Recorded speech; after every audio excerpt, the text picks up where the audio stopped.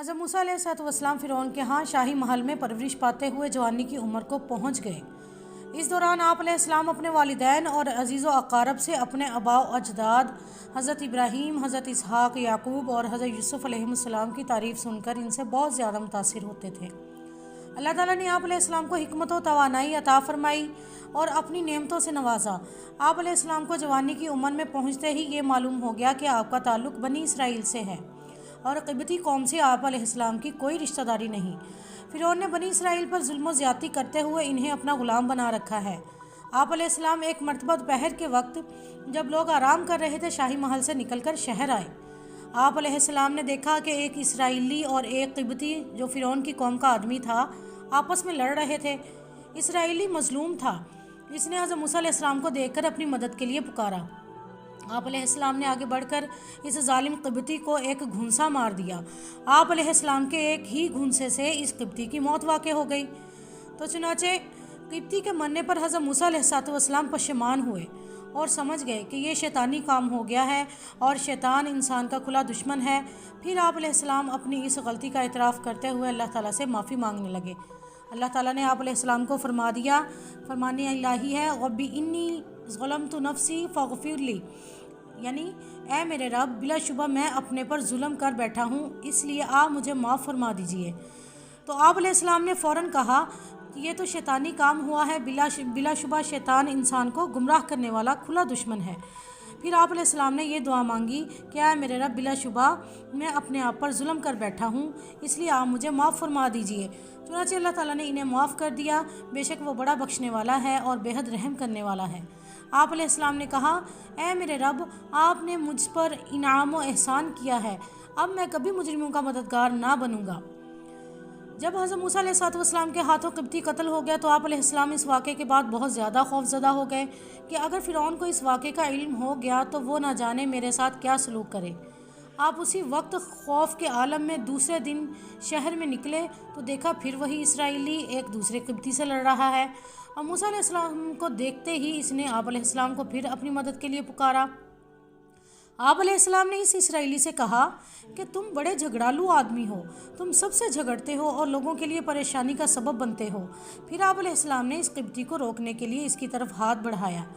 اسرائیلی یہ سمجھ بیٹھا کہ شاید آپ علیہ السلام مجھے پکڑنا چاہتے ہیں، لہٰذا اس نے اپنی جان بچانے کے لیے شور مچانا شروع کر دیا اور کہا اے موسیٰ کل بھی تم ایک آدمی یعنی قبطی کو قتل کر چکے ہو اور آج مجھے قتل کرنا چاہتے ہو۔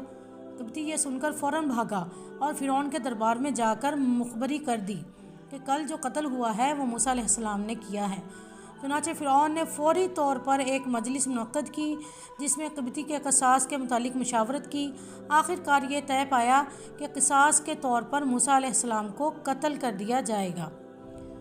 تو جس مجلس میں فرعون نے حضرت موسیٰ علیہ السلام کو بطور قصاص قتل کروانے کا فیصلہ کیا، اسی مجلس میں فرعون کی قوم کا ایک ایسا مرد مومن بھی موجود تھا جو اپنے ایمان کو چھپائے ہوئے تھا۔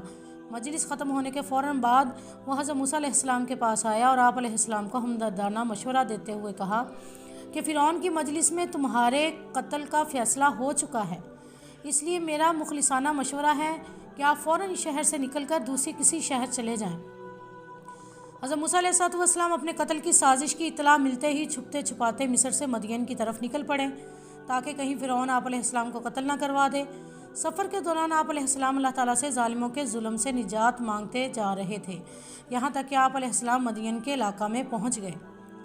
حضرت موسیٰ علیہ السلام مصر سے چل کر مدین کے علاقہ میں پہنچے تو دیکھا کہ ایک کنویں پر لوگ اپنے جانوروں کو پانی پلا رہے ہیں اور دو لڑکیاں اپنی بکریوں کو پانی پلانے کی بجائے انہیں دور ہٹا رہی ہیں۔ آپ علیہ السلام ہمدردی کے جذبے سے ان کے پاس گئے اور پوچھا تمہارا کیا معاملہ ہے، تم اپنی بکریوں کو پانی پلانے کی بجائے دور کیوں کھڑی ہو؟ تو ان لڑکیوں نے کہا کہ ہم کمزور ہیں اور کنویں سے پانی نہیں نکال سکتی، ہمارے والد بوڑھے ہیں اور ہمارا کوئی بھائی بھی نہیں، اس لیے ہم ان لوگوں کے پانی پلانے کا انتظار کرتے ہیں۔ جب یہ لوگ اپنے جانوروں کو پانی پلا لیتے ہیں تو ہم بچا ہوا پانی اپنی بکریوں کو پلاتی ہیں۔ آپ علیہ السلام نے ان سے ہمدردی کرتے ہوئے کنویں سے پانی کھینچ کر ان کی بکریوں کو پلا دیا۔ تو جب حضرت موسیٰ علیہ السلام ان لڑکیوں کی بکریوں کو پانی پلانے کے بعد حضرت موسیٰ علیہ السلام ایک سایہ دار جگہ پر بیٹھ کر اللہ تعالیٰ سے بھلائی کی دعا مانگنے لگے۔ وہ دونوں لڑکیاں خلاف عادت اپنی بکریوں کو لے کر جلدی گھر پہنچ گئیں۔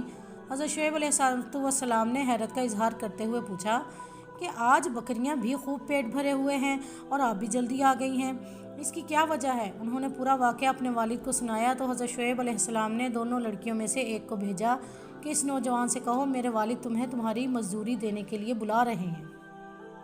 آپ علیہ السلام جب حضرت شعیب علیہ السلام کے پاس پہنچے اور انہیں اپنا پورا واقعہ سنایا تو انہوں نے آپ علیہ السلام کو تسلی دی اور کہا آپ پر امن ہو جائے، آپ پرامن ہو جائیے، آپ ظالم قوم سے نجات پا چکے ہیں۔ پھر حضرت شعیب علیہ السلام نے اپنے آپ علیہ السلام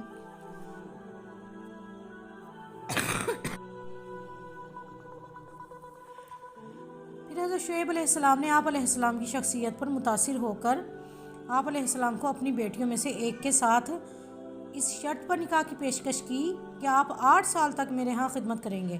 آپ علیہ السلام نے اس شرط کو قبول فرماتے ہوئے حضرت شعیب علیہ السلام کی ایک بیٹی سے نکاح کر لیا۔ جب حضرت شعیب علیہ السلام کے ہاں ملازمت کرتے ہوئے 10 سال پورے ہو گئے تو حضرت موسیٰ علیہ السلام کو اپنے وطن جانے کا شوق پیدا ہوا۔ چنانچہ آپ علیہ السلام اپنی بیوی اور محنت مزدوری کر کے اکٹھی کی ہوئی بکریوں کو ساتھ لے کر مصر کی جانب چل دیے۔ آپ علیہ السلام جب رات کے وقت طور پہاڑ کے قریب پہنچے تو موسم سرما کی سردی اور اندھیری رات میں راستہ بھٹک گئے اور بالکل طور پہاڑ کے دامن میں پہنچ گئے۔ وہاں آپ علیہ السلام نے دیکھا کہ پہاڑ کی جانب سے روشنی آ رہی۔ آپ علیہ السلام یہ سمجھے کہ شاید وہاں کچھ لوگ ہیں جنہوں نے آگ جلا رکھی ہے۔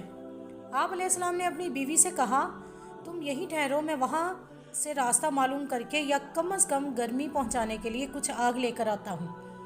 جب موسیٰ علیہ السلام وہاں پہنچے تو معاملہ ہی کچھ اور تھا۔ وہ جگہ تو اللہ تبارک و تعالیٰ کے نور کی تجلی کی وجہ سے نور کا ایک ٹکڑا بنی ہوئی تھی، جس کے دائیں جانب ایک درخت کے درمیان سے آواز آئی، اے موسیٰ، میں ہی اللہ ہوں جو پوری کائنات کو پالنے والا ہوں، فرمان الہی ہے۔ پھر جب موسیٰ علیہ السلام نے مقررہ مدت پوری کر لی اور اپنے گھر والوں کو لے کر چلے تو طور پہاڑ کی جانب انہوں نے آگ دیکھی۔ انہوں نے اپنے گھر والوں سے کہا تم یہاں ٹھہرو، میں نے آگ دیکھی ہے، شاید میں وہاں سے راستے کی کوئی خبر لاؤں یا آگ کا انگارہ لے آؤں تاکہ تم آگ سینک لو۔ بس جب آپ علیہ السلام وہاں آگ کے پاس پہنچے تو اس بابرکت وادی کے دائیں کنارہ سے ایک درخت سے انہیں آواز دی گئی کہ اے موسیٰ، یقیناً میں ہی اللہ ہوں، تمام جہانوں کا رب۔ سورۃ القصص آیات 29 تا 30۔ حضرت موسیٰ علیہ السلام جب طور پہاڑ کے قریب پہنچے تو اللہ رب العزت نے آپ علیہ السلام کو اپنا نبی منتخب فرما لیا اور آپ علیہ السلام پر اپنی وحی کا نزول شروع کر دیا۔ چنانچہ اللہ سبحانہ و تعالیٰ نے حضرت موسیٰ علیہ السلام کو اپنا رسول منتخب کرنے کے بعد آپ علیہ السلام کو نبوت اور رسالت کے ثبوت کے لیے معجزے عطا فرمائے۔ آپ نے ابتدا میں اللہ تعالیٰ نے حضرت موسیٰ علیہ السلام کو 2 معجزے دے کر فرعون اور اس کی قوم کے پاس بھیجا کہ انہیں یہ بتاؤ کہ میں اللہ تعالیٰ کا رسول ہوں، اللہ عز و جل نے مجھے یہ معجزے دے کر بھیجے ہیں، لہٰذا تم کفر اور سرکشی کی راہ چھوڑ کر میری بات مانو اور اللہ تعالیٰ کے علاوہ اپنے خود ساختہ معبودوں کی پوجا چھوڑ دو اور میری قوم بنی اسرائیل کو بھی غلامی سے نکال دو۔ تو جب اللہ تعالیٰ نے حضرت موسیٰ علیہ السلام کو فرعون اور اس کی قوم کے پاس جانے کا حکم دیا تو آپ علیہ السلام نے اللہ تعالیٰ سے یہ درخواست کی کہ مجھے ڈر ہے کہ مجھے اکیلا دیکھ کر فرعون مجھے قتل نہ کروا دے، اور میری زبان میں بھی لکنت ہے، بولنے میں روانی نہ ہونے کی وجہ سے میں انہیں اپنی بات سمجھا نہیں سکوں گا، اس لیے آپ میرے بھائی ہارون علیہ السلام کو بھی نبوت عطا فرمائیں اور انہیں میرے ساتھ بھیجیں۔ اللہ سبحانہ و تعالیٰ نے حضرت موسیٰ علیہ السلام کی دعا قبول فرماتے ہوئے آپ علیہ السلام کے بڑے بھائی ہارون علیہ السلام کو بھی اپنا نبی منتخب فرما لیا۔ پھر دونوں بھائیوں کو فرعون اور اس کی قوم کو سمجھانے کے لیے بھیجا۔ اللہ عز و جل نے موسیٰ اور ہارون علیہ السلام کو نبوت عطا کرنے کے بعد فرعون کے پاس جانے کا حکم دیا اور بڑے نرم انداز میں انہیں نصیحت کرنے کی تعلیم دی، اس لیے کہ نرم انداز میں تبلیغ کرنے سے سخت دل بھی نرم ہو جاتے ہیں۔ اللہ سبحانہ و تعالیٰ کے حکم سے حضرت موسیٰ اور ہارون علیہ السلام نے فرعون کو اللہ تعالیٰ کے احکامات پہنچائے۔ فرعون چونکہ اللہ تعالیٰ کا منکر اور اپنے رب ہونے کا دعویٰ کرتا تھا، اس لیے اس نے دعوت حق کو قبول کرنے کے بجائے بحث و مباحثہ کرنا شروع کر دیا۔ حضرت موسیٰ علیہ السلام نے جب فرعون کو توحید کی دعوت پیش کی تو اس فرعون نے آپ علیہ السلام کی اس دعوت کو رد کر دیا اور اپنی قوم سے مخاطب ہو کر کہنے لگا، میں ہی تمہارا سب سے اعلیٰ رب ہوں۔ حضرت موسیٰ علیہ السلام نے اسے بتایا کہ تمہارے اندر رب بننے کی صلاحیت نہیں ہے۔ رب تو وہ ہے کہ جس نے آسمان و زمین اور اس کے درمیان کی چیزوں کو پیدا کیا ہے، وہی تمہارا اور تم سے پہلے لوگوں کا رب ہے۔ فرعون اپنے آپ کو لوگوں کا رب سمجھتا تھا۔ جب موسیٰ علیہ السلام نے اسے دلائل کے ساتھ رب العالمین کی پہچان کروا دی اور اس کے شبہات کا ازالہ کر دیا تو اس کے پاس ضد اور دشمنی کے علاوہ کوئی چیز باقی نہ رہی۔ اس نے آپ علیہ السلام کو پاگل ثابت کرنے کی کوشش کے ساتھ ساتھ یہ دھمکی بھی دی کہ اگر تم نے میرے علاوہ کسی اور کو معبود بنایا تو میں تمہیں قید کر دوں گا۔ لیکن حضرت موسیٰ علیہ السلام اللہ تعالیٰ کے فضل و کرم سے ثابت قدم رہے اور اس کی دھمکیوں کی کوئی پرواہ نہ کی۔ فرعون جب حضرت موسیٰ علیہ السلام کی معقول اور مدلل گفتگو سے لاجواب ہو گیا اور اسے یقین ہو گیا کہ موسیٰ علیہ السلام اپنی دعوت توحید کو پھیلانے میں پختہ عزم رکھتے ہیں، تو اس نے حضرت موسیٰ علیہ السلام سے معجزہ پیش کرنے کا مطالبہ کیا۔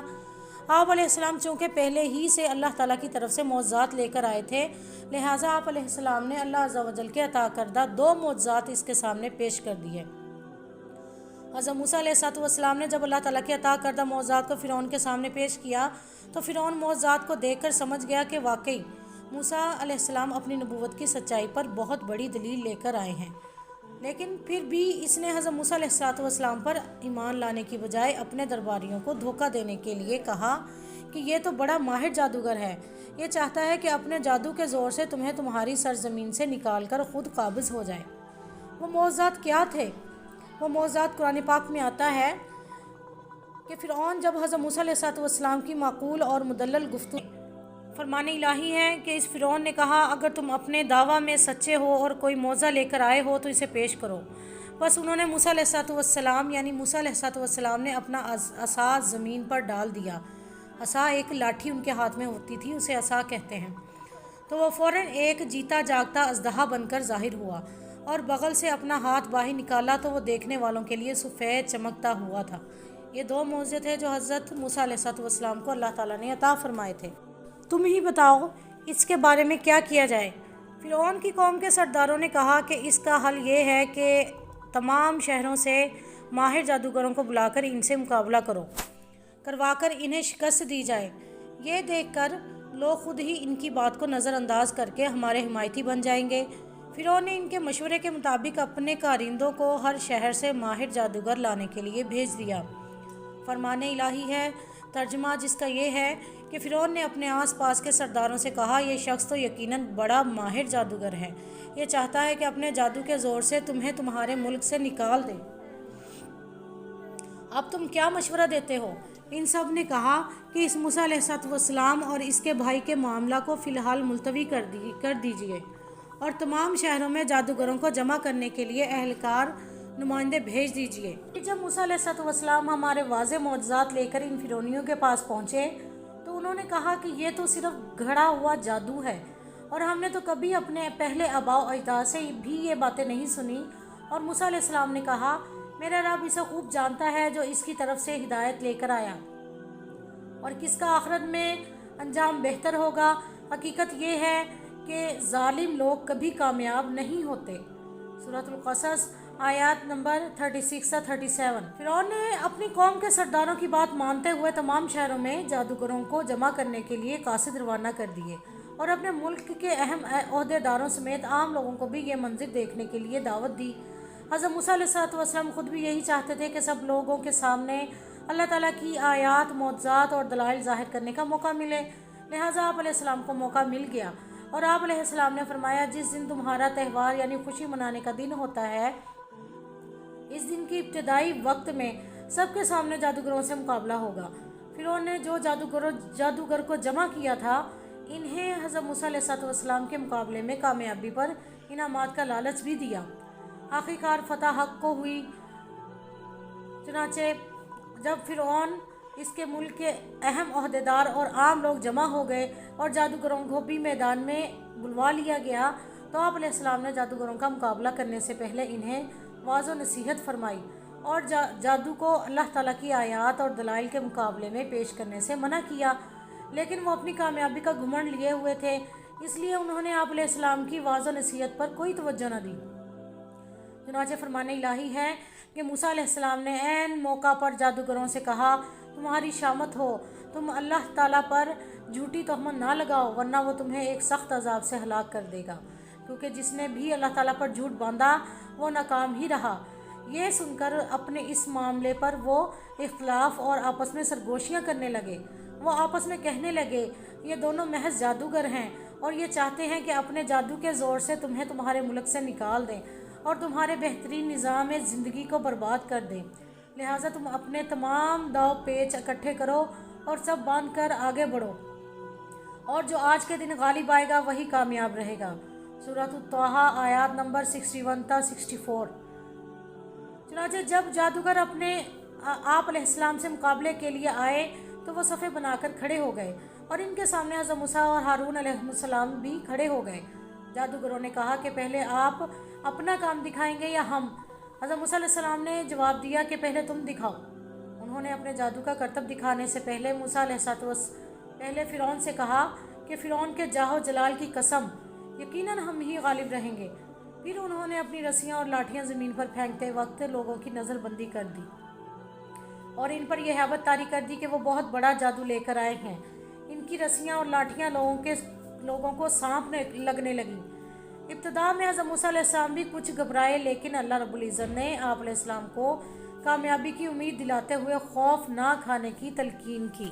فرمان الہی ہے، پھر وہ جادوگر کہنے لگے اے موسیٰ تم پہلے اپنی لاٹھی ڈالو گے یا ہم اپنی رسیاں پہلے ڈالیں؟ موسیٰ علیہ السلام نے جواب دیا تم ہی پہلے ڈالو۔ اب موسیٰ علیہ السلام کو ایسا دکھائی دینے لگا جیسے ان کی رسیاں اور لاٹھیاں زمین پر دوڑ رہی ہیں۔ جب جادوگروں نے اپنی جادو کا کرتب دکھانے کے لیے اپنی رسیاں اور لاٹھیاں زمین پر ڈالیں تو وہ لوگوں کو بہت بڑے سانپوں کی صورت میں نظر آنے لگیں۔ لوگ ان کے جادو سے بہت متاثر ہوئے۔ حضرت موسیٰ علیہ السلام دل ہی دل میں خوف کھانے لگے کہ کہیں لوگ ان کے کرتب سے متاثر نہ ہو جائیں۔ اللہ رب العزت نے فوراً آپ علیہ السلام پر وحی نازل فرمائی کہ اب آپ بھی اپنی لاٹھی زمین پر ڈالیں۔ لہٰذا جب آپ علیہ السلام نے اللہ تعالیٰ کے حکم کی تعمیل کرتے ہوئے اپنی لاٹھی زمین پر ڈالی تو وہ بہت بڑا اژدہا بن کر جادوگروں کی پھینکی ہوئی رسیوں اور لاٹھیوں کی طرف آیا اور ایک ایک کر کے سب کو تیزی سے نگلنے لگا۔ لوگ یہ منظر دیکھ کر تعجب کرنے لگے اور جادوگر بھی اس صورتحال کو دیکھ کر حیران ہو گئے اور وہ یہ سمجھ گئے کہ یہ جادو یا وہم و خیال نہیں ہے، بلکہ یہ اللہ سبحانہ و تعالیٰ کی طرف سے حق ہے جو اللہ تعالیٰ کی قدرت کی صورت میں ظاہر ہوا ہے۔ حقیقت کو سمجھتے ہی جادوگر اور فرعون کی قوم کے بہت سارے لوگ بغیر کسی خوف کے اللہ تعالیٰ کے حضور سجدہ میں گر گئے اور سب کے سامنے حضرت موسیٰ اور ہارون علیہ السلام کے رب پر ایمان لانے کا اعلان کر دیا۔ فرمان الہی ہے، اور ہم نے موسیٰ علیہ السلام کو بذریعہ وحی حکم دیا آپ بھی اپنی لاٹھی زمین پر ڈال دیں۔ بس وہ عصا اچانک اژدہا بن کر ان کے سانپوں کو نگلنے لگا۔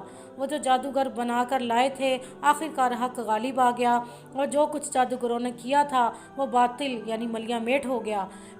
پس وہ فرعون اور اس کی قوم کے لوگ اس موقع پر مغلوب ہو گئے اور ذلیل و خوار ہو کر میدان سے واپس لوٹے اور سارے جادوگر بے اختیار اللہ کے حضور سجدہ میں گر گئے، کہنے لگے ہم کائنات کے رب پر ایمان لے آئے جو موسیٰ اور ہارون علیہ السلام کا رب ہے۔ سورۃ الاعراف آیت نمبر 117 تا 112 تک۔